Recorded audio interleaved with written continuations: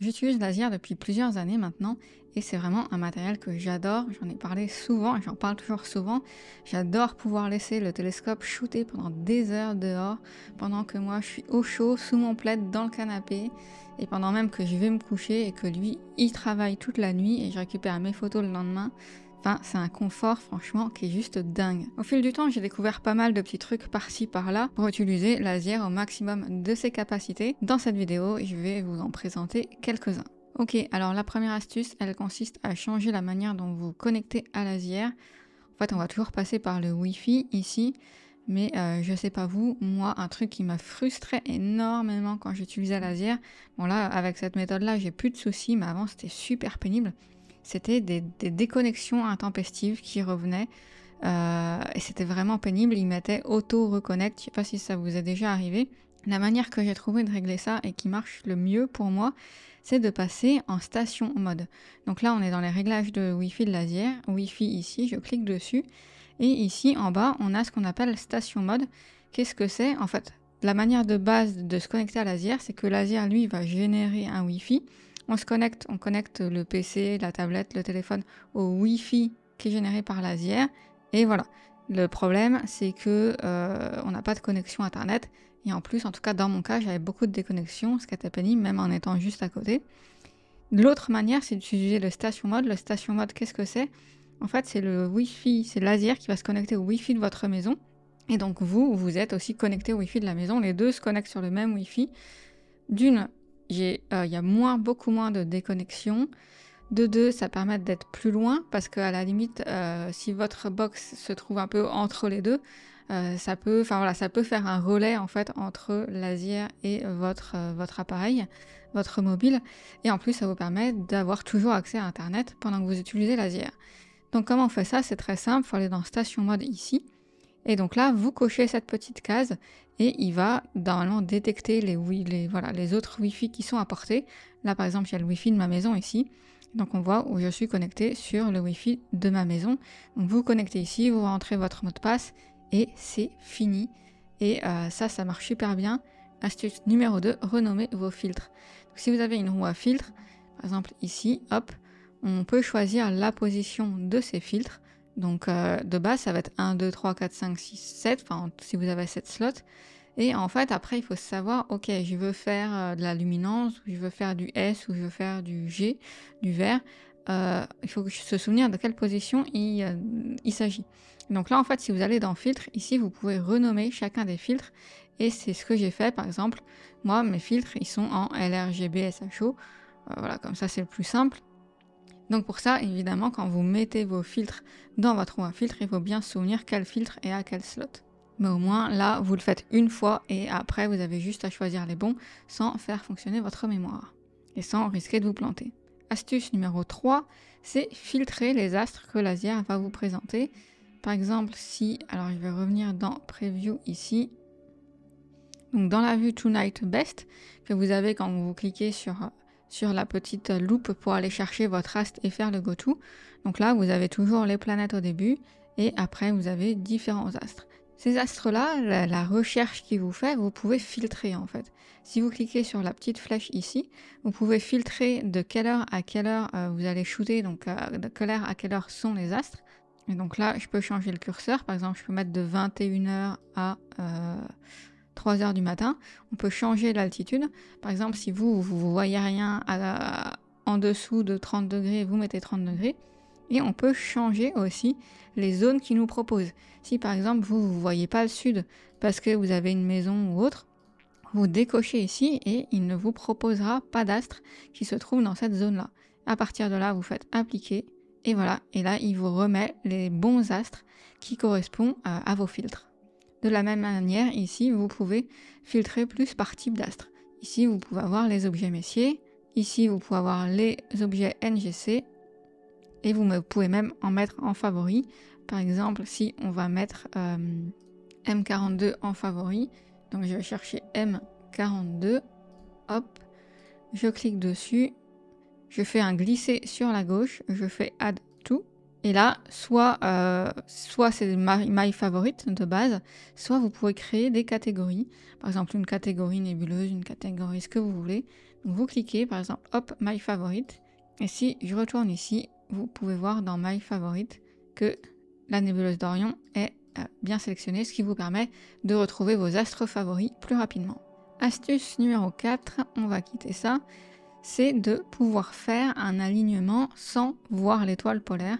Peut-être que de là où vous êtes, vous n'avez pas accès à l'étoile polaire. L'Azir est capable de faire votre mise en station sans l'étoile polaire. Pour ça, il faut aller ici, dans le petit i. Et là, vous avez Experimental Feature. En gros, c'est des fonctionnalités expérimentales.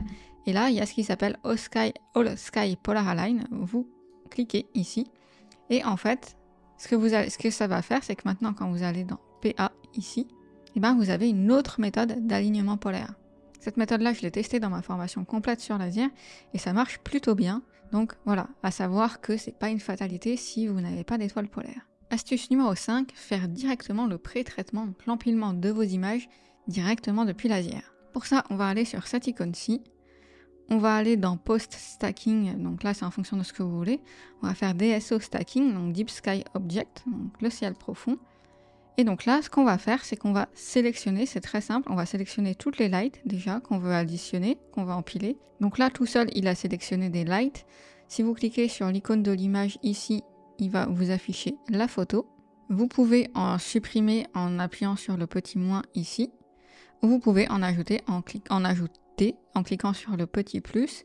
Donc là, vous sélectionnez celle que vous voulez, vous faites Done en haut à droite, et voilà. Donc là, vous pouvez vérifier que vous avez bien toutes vos lights.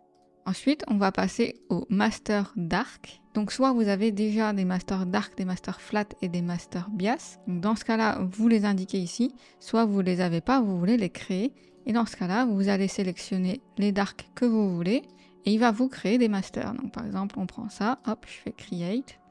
Donc là, il est en train de créer le Master Dark. Donc il empile tous nos Dark pour créer le Master Dark. Ok, il a réussi. Donc voilà le Master Dark. On fait pareil pour les flats, on fait pareil pour les bias. Une fois que vous avez vos lights, votre Master Dark, votre Master Flat et votre Master Bias, vous faites stack, donc empilement, tout simplement. Et donc là, voilà, j'ai pas assez de place pour le faire, mais en gros, il empilerait votre image et vous aurez ensuite le résultat final. Le résultat final que vous pouvez venir retoucher rapidement avec cette icône-ci. Donc là, on est sur la photo. Donc vous avez plusieurs choses, vous pouvez faire un go-to, vous pouvez détecter les étoiles, vous pouvez faire un plate solving. Donc on clique ici, et donc là on a différents réglages. On peut changer la manière dont on visualise l'histogramme ici. Ici on peut ajuster la luminosité. Voilà, on peut ajuster le contraste, la saturation,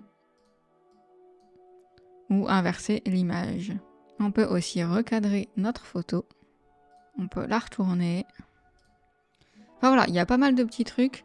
Très honnêtement, c'est pas ce que j'utilise. Mais pour quelqu'un qui voudrait faire au moins tout ce qui est empilement super rapidement depuis l'Azir, eh ben, c'est possible depuis la dernière version. Astuce numéro 6, si vous avez des filtres plus un EAF, vous pouvez changer le temps d'exposition pour faire la mise au point automatique pour chaque filtre. Pourquoi? Parce qu'en fonction de votre type de filtre, ou pour que l'autofocus se fasse correctement, eh ben, on va utiliser des temps de pause différents. Par exemple, si vous utilisez des filtres à bande étroite, vous aurez besoin d'un plus long temps de pause pour faire l'autofocus, parce que vu que le filtre beaucoup la lumière, si vous gardez le même temps de pause assez court avec un filtre narrowband, vous risquez d'avoir un fail au moment de la mise au point. Pour ça, on va dans les réglages de la roue à filtre, ici. On vient dans Filter. Et ici, là, au même endroit où on a changé les noms tout à l'heure, on a Autofocus Exposition. C'est quel est le temps d'exposition qu'il va prendre pour chaque filtre pour faire son autofocus. Donc vous voyez que sur les filtres à bande large, LRGB, je suis à 3 secondes qui suffit bien. Par contre, pour des filtres SHO, qui sont en 3 nanomètres, je suis montée à 5 secondes parce que 3 secondes, c'était pas suffisant et il n'arrivait pas à faire mon autofocus.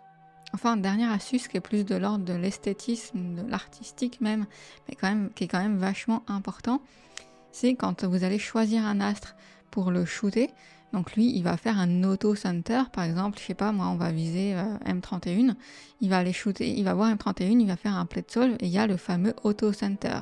C'est-à-dire qu'automatiquement, il va centrer l'astre. C'est pas mal pour certains types d'astres, mais en fait, on ne peut pas toujours faire une photo avec l'astre centré. Il y a plusieurs options parce qu'en fonction de l'astre, si par exemple on veut avoir 2 astres dans le champ, si on veut faire un cadrage un peu différent, on va vouloir mettre l'astre un peu plus sur le côté, enfin bref, peu importe. Comment on fait ça? En fait, plutôt que d'aller ici directement dans Tonight's Best, de sélectionner un astre et simplement de faire centrer ou alors de l'ajouter directement au plan, ce qu'on fait en fait, c'est qu'on va déplacer dans la sky map, on va déplacer notre cadre, donc le cadre rouge qui correspond au cadre du télescope, et on va faire notre cadre exactement de la manière dont on veut. Là, ça n'a pas trop d'intérêt sur M13, mais par exemple, là, je vais décaler pour mettre M13 dans le coin. Si par exemple, je voulais choper une étoile avec ou un truc comme ça. Et là, ce cadre-là, je clique sur plan. Comme ça l'ajoute à mon plan. Et là, si je vais dans mon plan ici, il a récupéré directement les coordonnées d'ascension droite et de déclinaison exacte du cadre de la manière dont je l'ai fait. Donc quand il va aller viser l'astre, il ne va pas centrer M13, il va vraiment mettre le cadre que je lui ai indiqué. Voilà pour ça, j'espère que ça vous aura aidé. Pour plus de facilité, j'ai créé un document qui regroupe tout ça avec des captures d'écran d'où se situent les réglages. Vous pouvez le télécharger gratuitement en cliquant sur le premier lien dans la description. J'ai aussi fait une formation complète sur Lazier avec dès qu'il y a des nouveautés qui sortent, je mets à jour. Donc il va en détail sur chaque fonctionnalité et dans laquelle je vous partage aussi mon système de sécurité et tous les petits autres trucs que j'ai mis en plus pour pouvoir laisser le télescope shooter toute la nuit pendant que je dors et dormir sur mes 2 oreilles. Je vous mets aussi le lien de la formation complète dans la description. Et sur ce, je vous dis à bientôt et évidemment, gardez la tête dans les étoiles.